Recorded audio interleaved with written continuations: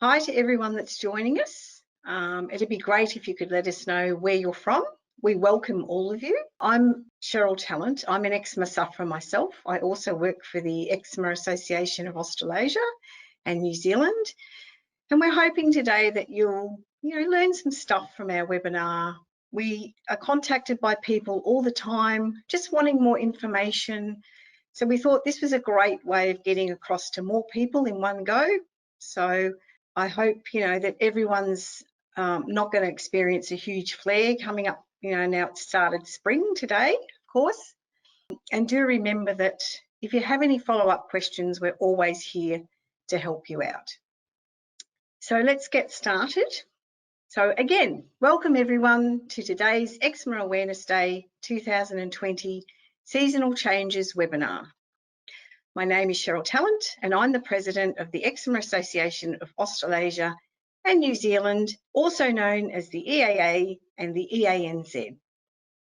Thanks so much for taking the time to join us today for our Eczema Awareness Day Q&A webinar. We hope you learn a bit more about your or your loved one's eczema to provide them with some tips, resources or new insights on eczema. I'd really like to introduce you to our panellists. Dr. Leona Yip, representative of the Australasian College of Dermatologists. Got Sean Regan, who is a representative of the eanz, and Dr. Louise Riker, who is president of the New Zealand Dermatological Society, NZDSI. Today, we will be answering your questions and providing tips and information on eczema and how to manage it during the changing seasons. In today's session, we will learn more about the EAA and eanz and Dr. Yip's and Dr. Riker's experience before we head into the question and answer session. If you have any questions while Dr. Yip, Dr. Riker, Sean or I are presenting, please make sure to write your questions in the chat on your control panel. We will then be responding to those questions in our Q&A time. If we run out of time and are unable to answer your questions, please send them through to help@eczema.org.au or give us a call on 1300 300 182. This session will be recorded and we will be sharing the audio visuals from the webinar onto our website and socials. We hope you learn a lot from today's session and we welcome any feedback in our post-webinar survey you will receive once the session has concluded. To start with, I'll provide a little bit of background on the EAA and the support we provide. So the Eczema Association of Australasia, or EAA, is a patient support group and we provide support and education for eczema sufferers and carers, along with the wider community in all aspects of eczema and its impact.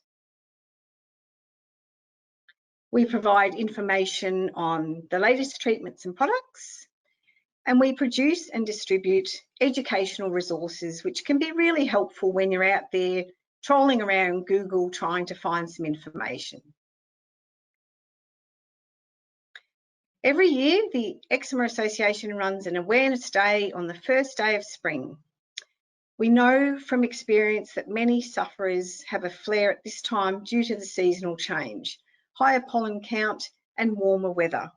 And we do find that many more people contact us at this time of the year than other times of the year. So please let us help. For a friendly and helpful voice, call us on 1300 300 182 or visit the EAA website for more information and check out our spring skin tips. Thank you. So now I'd like to introduce Sean Regan, our eanz representative, and he's going to have a little chat to you about his experience. Thanks, Sean. Hello, I'm Sean Regan. I'm talking to you from Woodend in North Canterbury in New Zealand. My grandson Ben had very bad eczema from 3 months to 15 months. Now at 3.5, he's a lovely growing wee boy, free of the red rashes. We know that the condition will remain in his system and it can be brought out in the future by a variety of different circumstances. I live near my daughter and I was able to spend a great deal of time with her and with Ben. I did simple things, like holding his hands while she was changing him, walking around the room with him, taking him for walks in his stroller, talking to him. I spent a large amount of time standing by one window in the lounge and talking about the road, the colours of the cars that went by, the house, the park across the road, and the colour of the sky. Hopefully he heard a human voice, and that gave him some comfort. I quickly realised that parents or carers could be spending up to 20 uninterrupted hours a day attending to their child. I then thought of solo parents, parents where one partner was often away on a business trip, the partner overseas on deployment in the forces, or where one partner was in prison. Where and how did they get their help, the help they needed to manage a situation they never asked for? Ben had two brilliant parents who looked after him, and they looked after each other. It's difficult to stop a baby from scratching when they want to. It's painful to hold a crying baby, and you're limited in what you can do for them. Often at these times, I would hold him, walk with him, talk to him, and it seemed to have good results. Eczema is a condition where costs can be minimal or where they can grow very quickly. After consulting with your GP, you might want to seek advice from specialists from the private sector. Young parents can then find themselves in a situation where they have 2 or 3 pieces of different advice or opinions given in good faith by medical professionals who are using all their study, training, and expertise to support their views. How do young parents with no medical background handle this situation? Maybe they pick the best piece of advice that works best for their child. Specialists cost money, and where grandparents can help, they probably do. Both sets of grandparents of Ben were willing to help out. The Australia Eczema Association, the walk. Last November, Steph and I walked across the South Island of New Zealand, using it as a fundraiser for eczema awareness. Between private and crowdfunding activities, we raised $7,165 NZ for the New Zealand Eczema Association. Steph and I belong to the same tramping club in North Canterbury, the Kaiapoi Walkers. Steph wanted to test if she could one day walk the Camino de Santiago in Spain. I'm sure she will. I wanted to know how far I could walk in a week or more. Over 11 days, we walked from Kumara Beach on the west coast to Woodend Beach on the east coast, from the Tasman Sea to the Pacific Ocean, 234 kilometres. The highways we walked on were empty of hotels and motels, businesses and shops, but we had stunning rivers and lakes, snow-capped mountains, and open spaces all around us. Some of the people we met, strangers, gave us donations. I found that very humbling and emotional. Here are some general observations that I have picked up. Everyone you talk to about eczema offers you a cure. Doctors don't. Everyone you talk to has had or knows somebody who has had some experience of eczema. People will use as a conversation starter that they will be having their hip operation in 10 days' time, or give you the date for their next cancer treatment. Have you ever heard anyone use "I have eczema" as a conversation starter? Probably not. Is there an embarrassment factor with eczema? The redness, the scratching. There isn't an eczema aspirin pill that doctors can give. The Eczema Association of New Zealand, and the number is in front of you, 0800 300 182. Call it, ring it, give it to friends so they can ring and get the help. The Eczema Association has plenty of good advice on how to manage eczema. They have excellent literature, pamphlets and advice to share. The Australia Eczema Association freely gives its advice and resources to those who require it in New Zealand. Ben had one physical support that was very useful to him and his parents. It was purchased online from America, and it was 2 elbow restraints. They were soft restraints. Ben was able to get around with them, use his hands, and it was fascinating watching how he was able to manipulate many activities and movements with his hands and fingers. For instance, picking up a long stick and turning it almost into his mouth. The information that Eczema New Zealand has freely available covers, among other aspects, treatments, management, possible causes, seasonal changes, and food allergies. Remember, 0800 300 182, call or give that number to a friend. As they say on the news, over to the office, back to Cheryl. Thanks, Sean. That was absolutely inspiring. It just shows you what it's like living with eczema.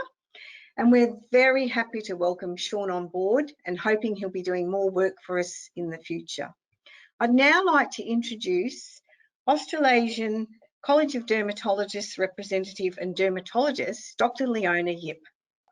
Thank you, Cheryl, and thanks, Sean. That was a really nice personal account of your experience. And thank you to the Eczema Association of Australasia. Just 2 days ago, a dermatologist colleague said to me from Melbourne that some of the patients have been contacting the support group in America because they weren't aware that there was a localized support group in Australia itself. So I hope that these patients are actually listening in today. Thanks for having me. My shot will be relatively brief, talking about my tips for managing eczema during seasonal changes. Can I have the next slide, please? Thank you. Before we start, I thought I'd just introduce myself so you know who I am and what I do. I'm an adult and pediatric dermatologist. I see lots of general dermatology, including a large load of patients with eczema. I'm also pretty procedural, do lots of surgical and laser dermatology. I am a hair loss specialist as well. I am based in Brisbane and I'm a co-founder and the medical director of our private specialist practice, Skin Partners. I am Melbourne trained and I have also worked both in public and private practice in Melbourne and Canberra prior to moving to Brisbane in mid-2019. I have various service and academic roles, including being an advocate for the Australasian College of Dermatologists. And what this involves is for communicate health messages to the media and to the community, such as this webinar here, to try and improve skin health literacy. I also do a little bit of journal work with the British Journal of Dermatology, and I'm a member of the dermatology expert group that formulate therapeutic guidelines for dermatology in Australia. So we'll get started. My next slide, thank you. I think the commonest triggers of eczema can be said to be broadly seasonal. Over the colder months of the year, in autumn and in spring, the outside cold and dry air can be quite harsh to the skin. That can lead to dry skin, and when you're indoors with the heaters on a lot, particularly in the last few months when lots of people have been working from home, overheating can exacerbate dry skin. Sleeping with thick donors can also do the same. And of course, over the colder months, lots of people try and find comfort with long hot showers, baths. Bubble baths are irritants as well. And wool clothing traditionally can also irritate the skin.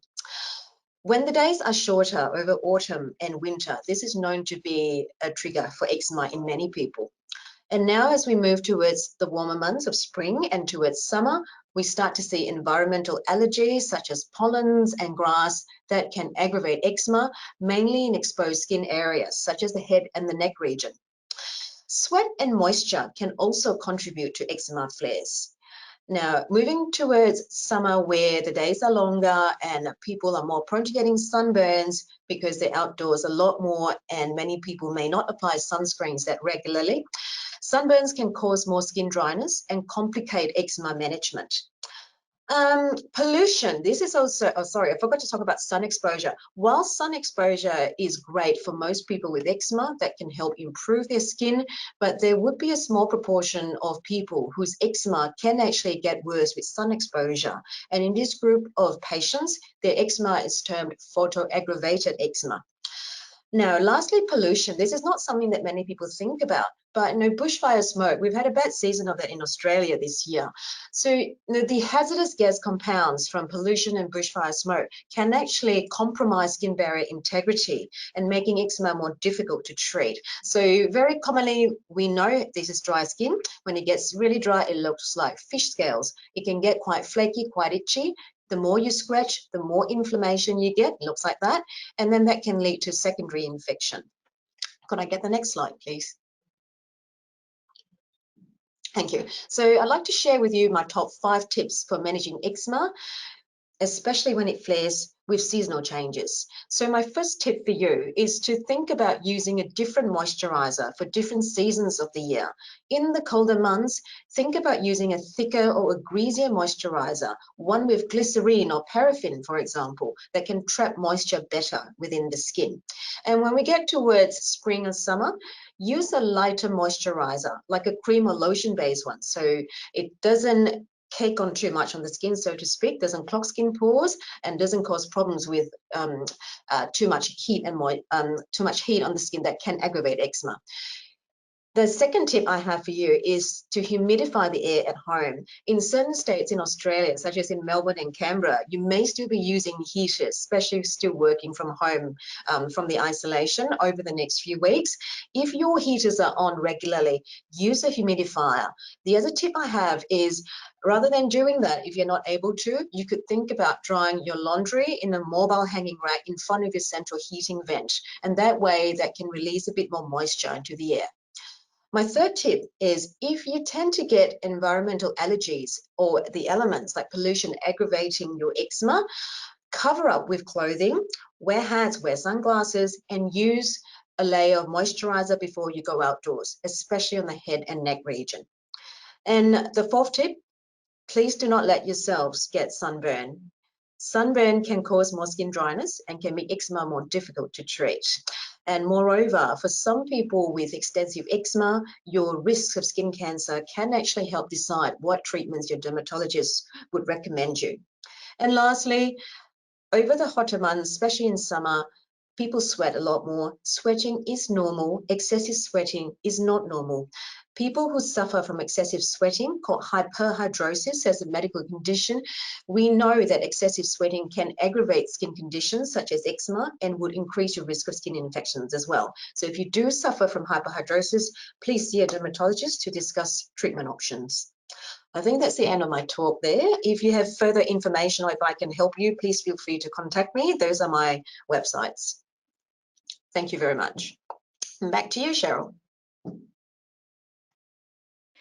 Thanks so much, Dr. Yip. That was really, really interesting. I especially love that tip with the clothes over the heater.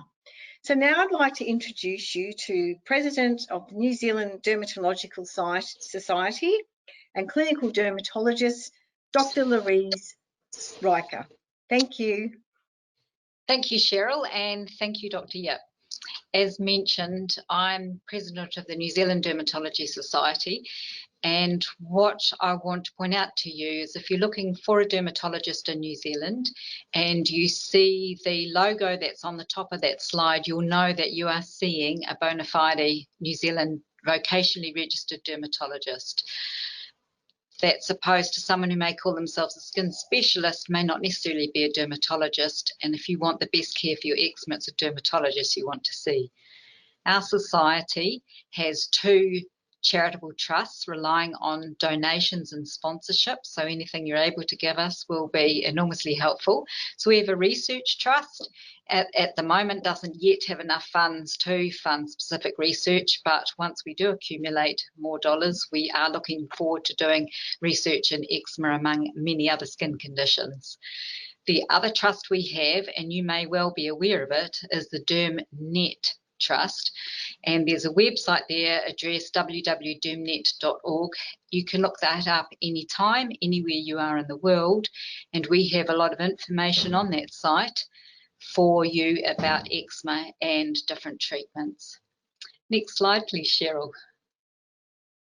So I personally am a clinical dermatologist. I have a particular interest in eczema and have done extra study and got extra qualifications in sensitive skin related to eczema, and I provide a specialised patch testing service. Next slide, please. I wanted to just try and simplify eczema for you because sometimes people seem to make it very complicated. If you think about your skin providing first a barrier, and it's the barrier we need to protect the inside of our bodies from the external world and vice versa. Having the barrier intact keeps us safer. It's a bit like saying, I don't want burglars to get into my house, but I leave the windows and doors open. So if your skin is very dry and cracked, you are more susceptible to eczema getting worse. And that could be because it allows penetration of allergens and also infections.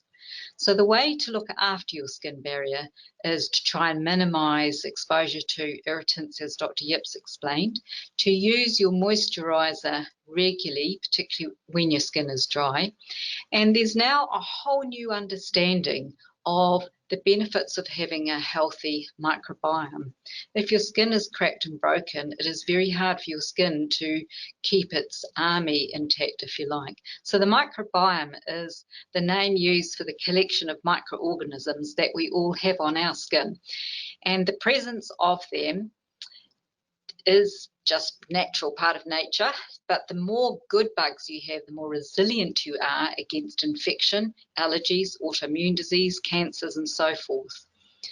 The way to optimize your microbiome on your skin includes a lot of lifestyle factors. So having really good sleep is very important, and hence a reason if you are struggling with your sleep because of your eczema, to get the best help you can to settle that so you can sleep well, and then you can get into that very positive cycle. So good sleep enables us to heal. A diet rich in seasonal vegetables and fruit gives us the best nutrients and also exposure to healthy bugs. You do, however, need to be mindful if you have a significant allergy that's causing a life-threatening reaction, you should clearly avoid those. But otherwise, having a diet rich in locally grown seasonal vegetables is enhancing. And that is because it optimizes your gut microbiome. And we know that the gut and the skin have a very strong relationship talking to each other for our general health, and it also impacts on our brain health and well-being. Regular outdoor exercise in nature is another way to enhance the optimal and positive diversity of the skin and gut microbiome. Then the other side of eczema is not only looking at the barrier that we've talked about to keep you in your strongest protective form, but also to manage inflammation quite promptly. So that's when your skin typically will show red, or in darker skins of colour, it may be a much darker colour. If we can identify the underlying triggers for your inflammation, and for eczema that might mean doing either prick tests or patch tests, and then can guide you on what ways you can reduce your allergen exposure, then your eczema will get better without necessarily having to throw lots of medicines at you.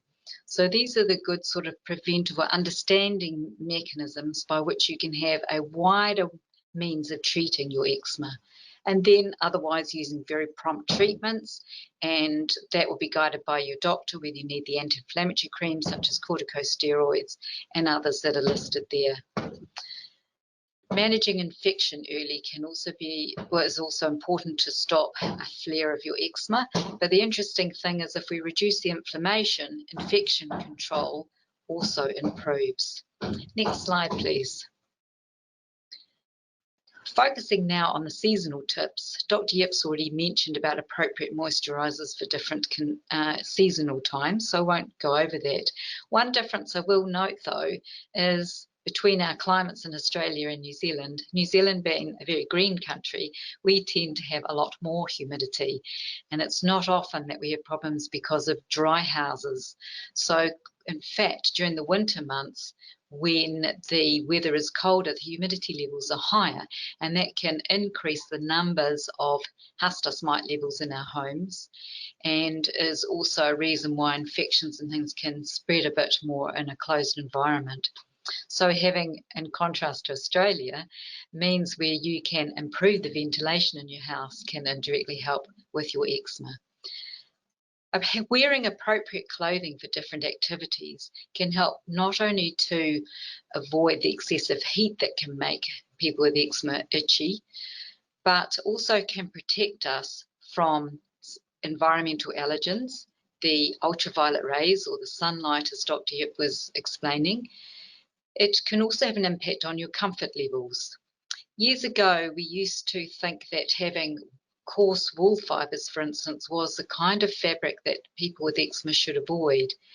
These days, we know that, again, the coarse fibres can irritate the skin, but if you have the finer wool varieties, such as the merino wool that is available both in Australia and New Zealand, next to your skin, then eczema patients can tolerate that very well. Moreover, wool is a phenomenal fabric for minimising excessive heat and also keeping you warm when it's cold. So think about wool in a different way from probably the advice you were given by your parents and your grandparents in the past. What you want to look for is a fabric that when you feel with your fingers, feels smooth. So even polar fleece, when it's unruffled, when it's new, can feel quite soft. The problem with polar fleece is it won't allow it doesn't breathe as much, so you can sometimes get overheated. But look for fabrics that feel soft. And in the spring and summer months, as the UV levels are climbing and you're much more at risk of sunburn, then looking for fabrics that are not only soft but have a high UPF value is very important to protect your skin. UPF is ultra protection factor and is equivalent to saying the sunscreen in terms of fabric. We like you to use sunscreen on exposed skin to protect you from sunlight, but that's assuming that you don't have eczema there. There is growing concern that with inflamed open skin, you may absorb more of the chemicals from sunscreen and it can aggravate you. Look for a sunscreen that doesn't have perfumes because it's often the fragrance or perfume in it that aggravates most people. Next slide, please. You might need to increase your antihistamines if it's grass and pollen season time. So pollen's often a problem from early spring, so now right through in New Zealand until December, January. And then by January, our climate gets a bit colder, so the grass seeds are more of an issue. So when I mentioned about keeping your windows open to help air, it can be a problem if you have allergens such as grass or pollen that stir you up. That would be the time to rather close your windows and use a dehumidifier. We've mentioned about the seasonal food. The other aspect that I wanted to say about seasonal food, it's interesting that people who might develop allergies to some foods tend to get it worst in the beginning of the season, such as in New Zealand, the beginning of the strawberry season, which might be in the late spring. And that's because it's still a lot cooler in New Zealand than Australia, and our strawberries are growing much slower, so they tend to have more intense flavour, but also more intense allergens, and yet people can often cope with strawberries later in the season. So it is also about allergy load, and it is sensible if you know there are foods, as I mentioned, that really stir you up to avoid those. If it's not much of a flare in your eczema, the current advice is actually to just have smaller exposures and regularly, because that helps your body develop a counter-immune response and therefore make you less likely to get a dangerous allergy.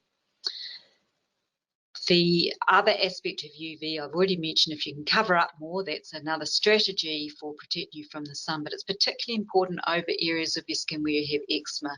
I've already mentioned to you that sunscreen can stir up the eczema, so the way to manage it then is to stay in the shade and cover up with comfortable clothing. And I think now, Cheryl, we're probably ready for some questions. Okay, thank you so much, Dr. Riker. That was a great overview of eczema, and you brought up some more great tips. So, Thanks, Cheryl. so thank you, everyone. Sean, Dr. Yip, and Dr. Riker. They were wonderful insights into your knowledge and passion for increasing awareness around eczema, which is what we want. We'll now jump into the Q&A session. To start with, we had some questions from registrants who aren't able to join. So we'll go through these first and then jump into the questions that you've been asking throughout the session. First question is, my child is 3 months old and has eczema. They were prescribed a sterilised steroid cream. I think they mean a corticosteroid cream and epiderm ointment to be applied every day, especially during winter. Should we continue with ointment during summer days? Okay, so Dr. Yip. Thank you for that question. Without knowing your child's background, I think it's really hard for me to comment from a medical perspective. But in a 3-month-old child, in summer when it's really hot, you might want to think about switching your child to a lighter based moisturizer as well. If the skin continues to be dry with that lighter based moisturizer, using an ointment is perfectly fine. Dr. Riker, anything to add? To add to that, I would say the steroid cream you would use where the eczema is red, and if you treat it early, it should settle promptly. But steroid creams are not for everyday use on skin that is otherwise not inflamed. Okay, great. I hope that answers your question. Our next question is, what is the prevalence of the different severities of eczema? So we'll ask Dr. Yip to answer it for Australia and Dr. Riker for New Zealand. So Dr. Yip first. What is the prevalence of the different severities? Yeah. I think this is a difficult question to answer because I don't think we have the statistics, and it also depends on which part of Australia you're in, because people who live in metropolitan cities would have more access to dermatologists to seek treatment early, and therefore we may see a lower proportion of those with moderate to severe eczema, whereas in rural areas in regional Australia where it can be really difficult to access specialist care or even medical care, we may see a higher proportion of those with really severe eczema, and they would have had that for months or even years before they seek treatment. So I'm afraid I don't have the statistics for that. I'm not really sure. Cheryl, do you know the statistics? No, I don't either. And this is one of the problems in Australia and possibly New Zealand. We don't have accurate statistics. So it's something we're actually working on. We're going to be putting out a survey a bit later in the year, trying to get some better figures. But over to you, Dr. Riker, for an overview of New Zealand statistics. So in New Zealand, we know that roughly a third of children will get some mild degree of eczema early on in life, but that's of a mild level rather than being able to separate different severities. And also there are lots of different types of eczema, as Dr. Yip went on to explain. And I think most of the people who are joining us this webinar are probably thinking of atopic eczema, but you can get allergies from being exposed to lots of chemicals in the environment. And if you have some environmental accident, for instance, then the eczema can vary enormously. You can get, as Dr. Yip mentioned, photo-aggravated eczema. So that's going to be worse in the summer months, and it might depend whereabouts you live and if you happen to be working in an environment where there could be artificial UV exposure and so forth. So I think the problem is the definition of eczema really means inflammation of the skin. It doesn't tell us about the underlying causes, and therefore to be able to give you exact figures on different severities of eczema really depend on the subtypes of eczema and so forth. We do also, if another statistic is helpful, we know that 20% of presentations to general practitioners does involve the skin, and eczema would be the commonest, one of the commoner problems, but again that would depend on which region you're in and what country you're in. So I guess in an adult level, adult population, it could be somewhere between 1 and 10%. But we, as Cheryl has mentioned, are only guessing because the studies on different types haven't been done in the way to answer the questions I think you'd like it answered. It's very confusing, not only for eczema sufferers, but for everyone involved, unfortunately. Yes. So my next question is, what is a good sun cream? I have trouble with a lot of them as they irritate my face. So we'll go to Dr. Yip first, if she can have a talk about that. Thank you for asking this question. This is an incredibly important question. It has been one of my crusades to try and get people to use more regular sun cream, but also to remember that sunscreen alone is not enough to protect you against the sun exposure, the UV spectrum, and also what it does to the skin. You need to be sun smart in 5 ways: protective clothing, broad brim hats, not caps, sunscreens, reapplying that every 2 hours when you're outdoors, using sunglasses to protect the eyes, and staying under the shade. Now, so a good sun cream is really something that you would use personally, regularly, without dreading to put that on your skin. That really should be your definition. And the problem is that, you know, do you use a physical or a chemical sunscreen? They both work really well. Chemical sunscreens can have a few more preservatives in there in the formulation, and for those who cannot tolerate chemical sunscreens, using a physical sunscreen may be the way to go. And also another good thing to remember is the rate of sunscreen allergy. Allergy to sunscreen chemicals themselves is very rare. And Louise, Dr. Riker will be able to comment more on this because she's a patch test expert. More people are allergic to the fragrances and preservatives in the sunscreen. I'll pass it on to Dr. Riker now to comment about that. Yes, you're absolutely right, Dr. Yip, and covering up, as we mentioned, is terribly important. So fragrance, as Dr. Yip mentioned, is the commonest problem that people have in sunscreens. Sometimes it can be the preservatives. The chemicals of the sunscreens themselves is the least likely reason for why you might have an allergy or sensitivity to sunscreen. Broad spectrum SPF 50 plus would be what we would recommend, and that's because the broad spectrum means it will cover the UVA as well as the UVB part of the ultraviolet spectrum, and we know that some light aggravated eczemas can be triggered by any part of that spectrum, and perhaps a little bit more often by the UVA part of the spectrum. Increasingly, we are getting some sunscreens with visible light protection as well. Some people do find it's the extra light that you can see that can make a difference, but covering up is a way to address that. And when one is extra warm, that can aggravate the sensation of a sunscreen in any cream, actually, because it makes you sweat. So as Dr. Yip said, if you're finding that you're getting irritation from your sunscreen, it's worth looking into. So seeing a patch testing dermatologist can bring an enormous a lot of information to you so that you know precisely what, if any, chemicals you do need to avoid. And typically we can find a sunscreen that actually is suitable for your skin. Yep, that's a great overview from both of you. It's one of the most commonly asked questions we get as well at the EAA.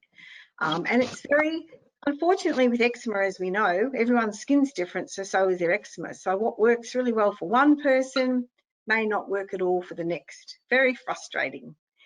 So my next question we've received is, I've had a recent flare-up of eczema on my face, more specifically around my eyes and under my nose. I have been using an over-the-counter Dermaid 1% cream, which doesn't seem to be working. I also use a no fragrance moisturizer, but this also irritates my skin. Any tips? So over to you, Dr. Yip. Okay, firstly, I would be suspicious that you may have perioral dermatitis. Dr. Riker's nodding your head there. So perioral dermatitis can look like eczema. You get stingy skin. It can just look like this flaky, irritated red patch, or it could have little spots that look a bit like acne, and it can be around the mouth or in this crease here, or it can be around the eyes. And usually if there's a cause, it's because a topical steroid's been used on the skin, and it complicates treatment of eczema. We don't treat the perioral dermatitis because, as we know, topical steroids is the cornerstone of eczema treatment in most people. So I would suggest that you see your GP or your dermatologist to get that assessed. If it is perioral dermatitis, the treatment would be different. It's not topical steroid based. You may need some antibiotics for that. And the, one thing to know is, with perioral dermatitis, you also get a breach in the skin barrier integrity, and that's why the skin can feel quite stingy and you can't tolerate lots of moisturizers. So using a gentle moisturizer, maybe a paraffin base or a glycerin base, fragrance-free, hypoallergenic, that's important to repair that skin barrier function so you can go on to tolerate more products in future. Okay, Dr. Riker? The only other point to add is to think about why it has been precipitated. Dr. Yip's mentioned the main one is steroids if they've been overused on your face, but sometimes it can be if skincare product use is a little excessive. So I would recommend simplifying it, and often it's because people have used actually maybe a product that's a bit too heavy on the face can be a precipitant. But www.dermnetnz.org is a place you can look up perioral dermatitis. It's called perioral because it means around the mouth. And whilst it's called dermatitis, as Dr. Yip said, it's often a bit more like an acne. So have a look at that and just see if that fits. And otherwise, make an appointment to see your doctor or dermatologist. Dermatologists may be able to give you slightly more comprehensive advice in terms of prevention care in the future too. Thanks, Dr. Riker. And I would agree. I mean, one of the first things we say to patients when they contact us is to get a proper diagnosis. It's very important not to just go and self-treat it yourself. Some GPs are very good at diagnosing dermatitis and eczema, and others aren't. So we always say, try and get a referral to a dermatologist. They study the skin, they're the experts, and they can really give you the correct advice. Okay, so any more questions? Okay. There's a question there about getting rid of eczema scarring. Okay, sorry, I missed that one. Good on you.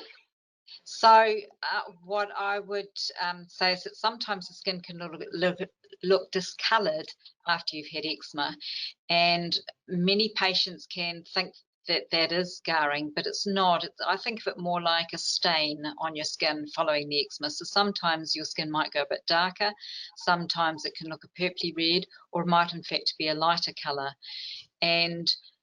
But the other reason you can get true scarring is if you've been scratching your eczema a lot.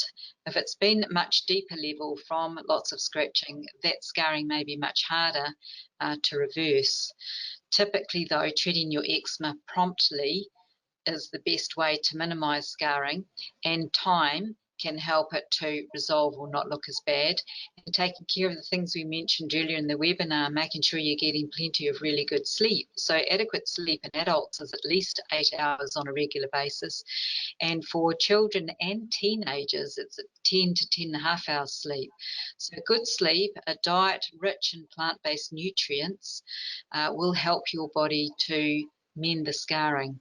If the scarring is very thick, which is less common in eczema, but thickened scars can sometimes be flattened by the use of topical hydroid type preparations. But if you're unsure, I think it's worth seeing your dermatologist or general practitioner. Okay, Dr. Yip, anything to add? I agree with Dr. Riker. I think this question, when it says scarring, you probably mean the staining on the skin. And the stain can be either hyperpigmentation, which is a darker brown stain, or sometimes it could be hypopigmentation, which is a lighter stain. Regardless of whether it's a darker or a lighter stain, sun protection is really, really important, because if there's too much sun exposure, the brown stain will be darker and it takes longer to subside. And if it's hypopigmentation, if it's lighter, the darker surrounding skin will get more tan, and the contrast will make this lighter patches look more obvious. There is another variant of eczema called prurigo nodularis, and for those of you who suffer from it, it actually looks like little nodules with central ulcers. So they're quite thick little lumps on the skin, and that particular type of eczema can be resistant to treatment, hard to treat, and they do leave scars. There's no way that you can prevent the scarring unless you treat the eczema optimally. So see a dermatologist for prompt treatment, like what Dr. Riker said. Okay, thanks so much. That's very helpful information. So our next question is, I suffer from eczema on the lips, and although I have ways to manage it, I now have to wear a mask at work and have found that my sweat under the mask is making my flare-up a lot worse. Any tips on how to prevent this? And it's very topical at the moment because many people are wearing masks. So this is a great question. Dr. Yip first. I'm not sure what mask you're wearing at work. I'm assuming it's a cotton mask. For those of us healthcare workers, we have to wear disposable masks. So do not reuse the mask, because the buildup of cosmetics, bugs on the skin, and any moisture can actually aggravate the eczema under the mask if you reuse it. Avoiding using makeup is also important, so I would suggest not to use any lipstick underneath that mask there, and finding a good lip moisturizer that can act as a good barrier to protect the lip skin.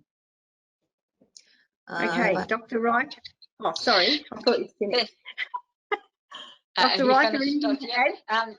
Yes, I would just ask, have you actually had patch testing done? Because sometimes there can be certain chemicals in lip balms that may be aggravating the problem.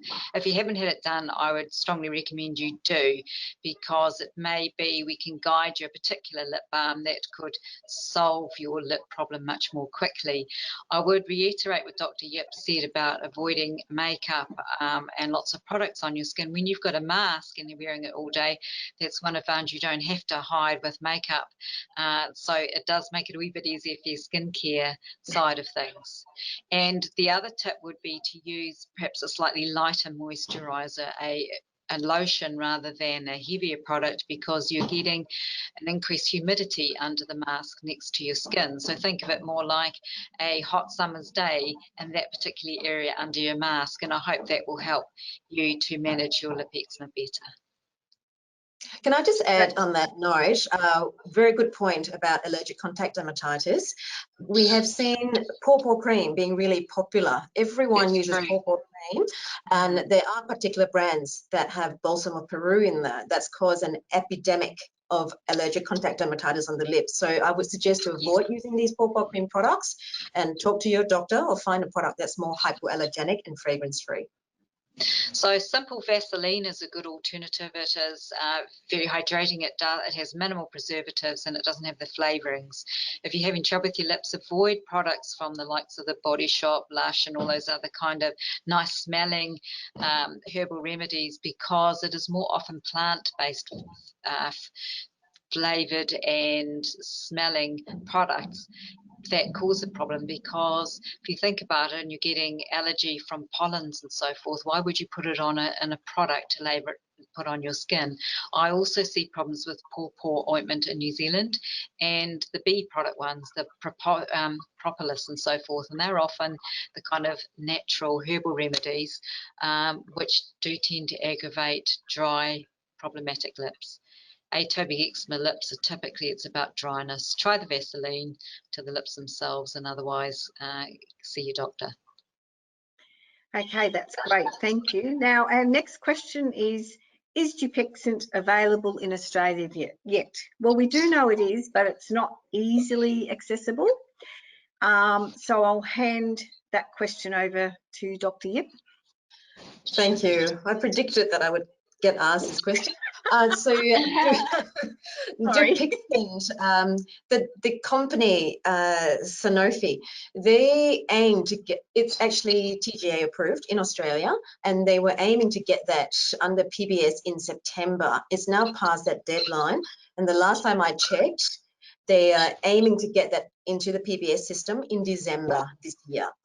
For those of you who are really keen to get on to this medication, you can see a dermatologist who can help you get into the private access scheme program, where you can privately fund the medication yourself, but it will cost you approximately $1,000 or $1,200 a month until the point where you are able to access it under the PBS system. But there are, just like any other expensive medicines, there are criteria to fulfill. So not everyone would qualify, and the best thing to do is to get a referral, see a dermatologist to discuss if this treatment is appropriate for you and if you could access it. Thank you. And Dr. Riker, if you just want to mention Dupixent for New Zealand, that would be helpful as well.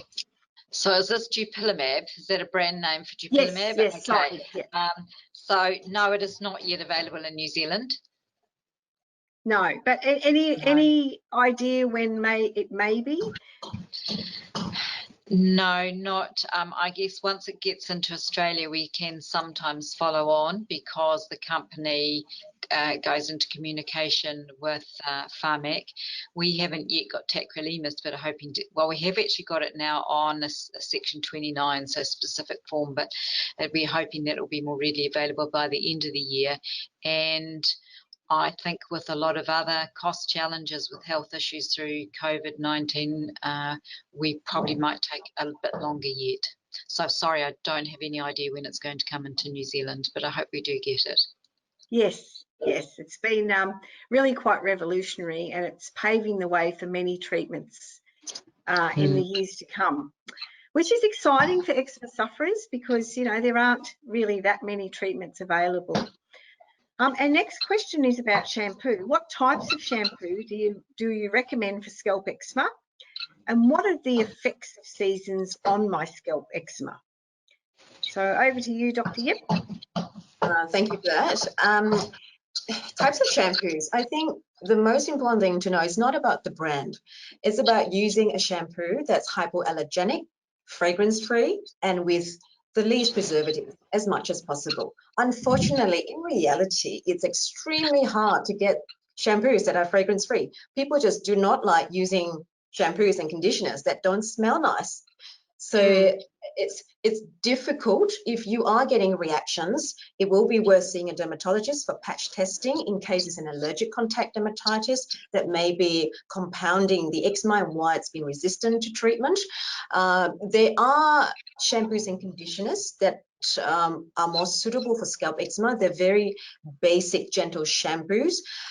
Something that works well. So when you look after your skin, it's just your skin. When you look after your scalp, you also have to think about what it does to your hairs.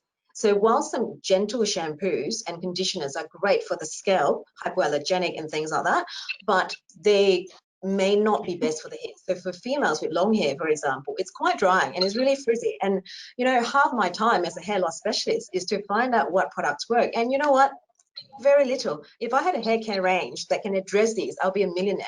But unfortunately, it's not that easy to formulate something like that in reality. So you could visit a pharmacy or talk to your GP or dermatologist. There are certain products that would be suitable for eczema scalp, or maybe you do have scalp dandruff. Maybe it's not eczema, and that needs to be treated as well. And anti-dandruff shampoos can also be quite drying to the hair. In terms of what seasonal effects can do on the scalp, I guess over summer, when you sweat a lot more, that moisture and any increase in sebum production on the scalp, which are skin oil, can actually cause problems with the scalp not being able to breathe and can potentially aggravate your eczema.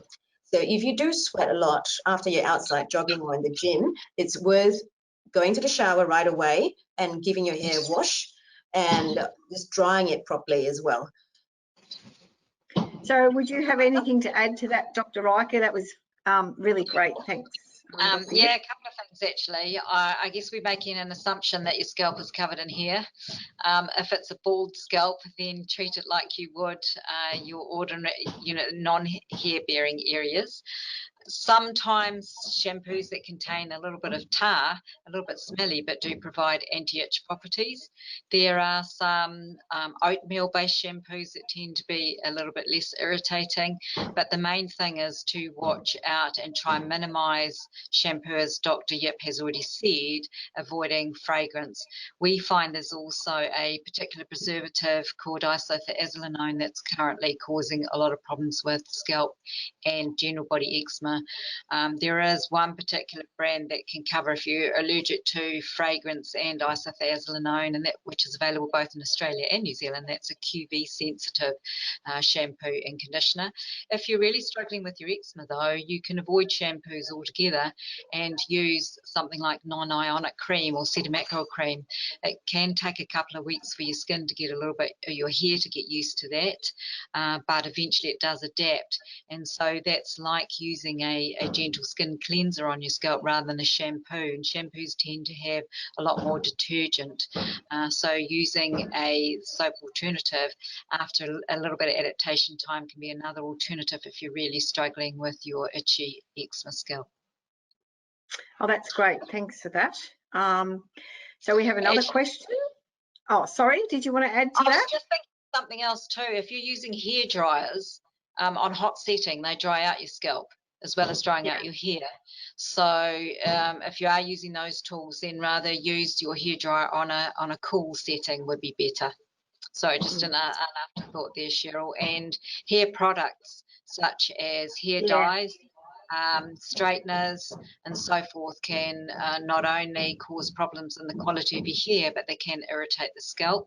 If you have an allergy to a hair dye, that quite often shows, interestingly, a bit later on the scalp itself, but more will show with eczema around the margin of the hair, so the outer side aspects of your face and around your neck. So there could be various different reasons for the problem with your scalp eczema. Well, that's great points. Thank you. Our next question is, will my child grow out of their eczema? Dr. Yip first. Yes, lots of children would, but not everyone will grow out of their eczema. Some people will have eczema that will follow them throughout their teenage years right up to their adulthood. So starting a relationship and building a good therapeutic relationship with a dermatologist is quite important, because as we know, there's no cure for eczema. It's a bit of a journey, and it's good to start that early. Great. And Dr. Riker? So that would be the case for atopic eczema, and most people who have atopic eczema will have a fairly mild form, and it does tend to be most troublesome in the early infancy years and toddlerhood, and tends to improve during the primary school years and start to deteriorate again later in teenage years and then in the 20s. If we can try and encourage, as Dr. Yip has mentioned, good skincare, and also counsel about future careers. So there are some careers that can aggravate eczema later in life. So if you are working in a job where you're handling a lot of chemicals, such as being a mechanic, a hairdresser, having to do excessive hand washing, as nurses, I know all of us are at the moment, but pastry cooks, those are the kind of careers that you are more likely to get eczema on the hands, particularly if you had a bit of eczema in your early childhood. So none of us could actually say that your child will grow out of the eczema. We can say that the majority are likely to improve as they get a bit older, but we do see this sort of flare and deterioration again in the 20s for those with more significant eczema backgrounds. I actually like to say it goes into remission and then it can come back with a vengeance when you least expect it. So we have a question about foods. Is it true that more acidic foods can flare up eczema? And what foods should we stay away from? So just jump in, whoever wants to stop them. Well, okay. I would say Dr. Riker, that's your... avoid. Yeah, the only food to avoid is a food that is making it difficult for you to breathe. or to swallow. So it's causing a very dangerous reaction to you. Otherwise, the wider range of foods that you can offer your child, or that you personally can have yourself, the greater nutritional benefit you will get, and also you'll get a greater exposure for their plant-based foods to the good healthy bugs that we need to make us more resilient against eczema. So my strong advice is to don't avoid particular food groups unless you know that it's causing a dangerous flare of eczema. Now, it's interesting because that advice is the current advice, and it was quite different from what our thinking was 20 years ago. 20 years ago, we thought that if you had children and you were prone to eczema, you should avoid all sorts of things to avoid the onset of it. But we found in contrast that the number of peanut allergies and so forth were not only more common, but also very, very severe. So we know that in early childhood exposure to a wide range of foods, you're more likely to build tolerance, and you'd be less likely to develop a food allergy. Anything to add, Dr. Yip? I guess with regards to acidic fruits, it's more relevant in babies and children, true acidic fruits, Yep. Irritation rather than allergic contact dermatitis, because what happens is it can impair the skin barrier integrity. And because little babies and little toddlers, they do drool a little bit more and the food gets everywhere. So if that happens and you find that it's difficult to treat eczema in your baby or your toddler, put a good layer of barrier cream around the mouth, such as Dermies, which is a really good one to use, or if they suck their thumbs or if they're teething, they salivate a bit more. So that's a really good tip to try and prevent eczema flares around the mouth area. So in New Zealand, the equivalent tip. would be using Vaseline around the mouth prior to feeding, and if they're teething, to put some on their mouth, around the mouth, skin around the mouth before they go to bed at night, because they're often lying on a side and dribble when they're teething. So I'd endorse what Dr. Yip has mentioned there too. It's about the skin on the outside of the mouth rather than consuming the food. It's the food touching the skin that can cause irritation. Yep. And of course, if you feed something to your child and you notice they have a reaction, of course, maybe think about reducing the amount you give them, or reintroduce it at a slightly later date. That's always helpful too. So this is our last question now. So what types of non-steroid based cream ointments can I use on my face and body? Should I change these based on the different seasons? So we did mention this earlier, but perhaps to just go over this again, Dr. Yip, if you'd like to reply. Sure. In my slide, I talked about thinking about changing your moisturizer base, using a lighter consistency moisturizer with a cream or lotion-based formulation in the warmer months, and in the colder months, something thicker is absolutely fine and would be better. What types of non-steroid based? I'm assuming you mean prescription ointments. I'm not really sure, but the cornerstone of eczema treatment is using an anti-inflammatory treatment, and that tends to be topical steroids. Topical steroids are safe to use under medical supervision. It does not cause skin thinning except in exceptional circumstances, not relevant for the vast majority of patients with eczema. Okay, and you use that liberally, not sparingly. You use that in short bursts, not continuously for weeks and months unsupervised. So generally it's a safe treatment, and there shouldn't be any fear in using steroids to get your skin better. In terms of the face, the main concern about using long-term topical steroids would be the development of perioral dermatitis, or a flare of your acne, or a flare of your rosacea, as we discussed very briefly before. So there is a class of creams called calcineurin inhibitors, like your Elidel cream, for example, or a dermatologist may prescribe you tacrolimus that needs to be compounded, and it's expensive. We use that around the eye area or around the lips, where we want to avoid steroids as much as possible, just because they're thinner skin areas and more sensitive skin, so to speak. But they work for milder eczema. If you have more than just mild eczema, and that's quite inflamed, really itchy, they do very little compared to a topical steroid. So I think the best thing to do is to see your GP or a dermatologist who can discuss treatments with you. If your eczema is severe, you may need more than just topical steroids. You may need UV therapy, or you may need a tablet option that's steroid sparing. So there's not steroid based, but they can modulate the immune system to control your eczema better. Great answer. Anything to add, Dr. Riker? No, I think Dr. Yip's covered that beautifully. Thanks. Well, everybody, that's time on our Eczema Awareness Day 2020 Seasonal Changes webinar. Thank you so much to everyone who registered and joined us today. And thank you to those who weren't able to be here but still registered and asked the questions you've been itching to get answered. Thank you also to our amazing panellists, Sean Regan, Dr. Leona Yip and Dr. Louise Riker, for donating their time and providing some really great insights into eczema and how you can help manage your skin through these seasonal changes. We have a 5-minute post-webinar survey we would really appreciate if you could fill out to help us understand how you found this session and to provide feedback on what you would like to learn for future webinars.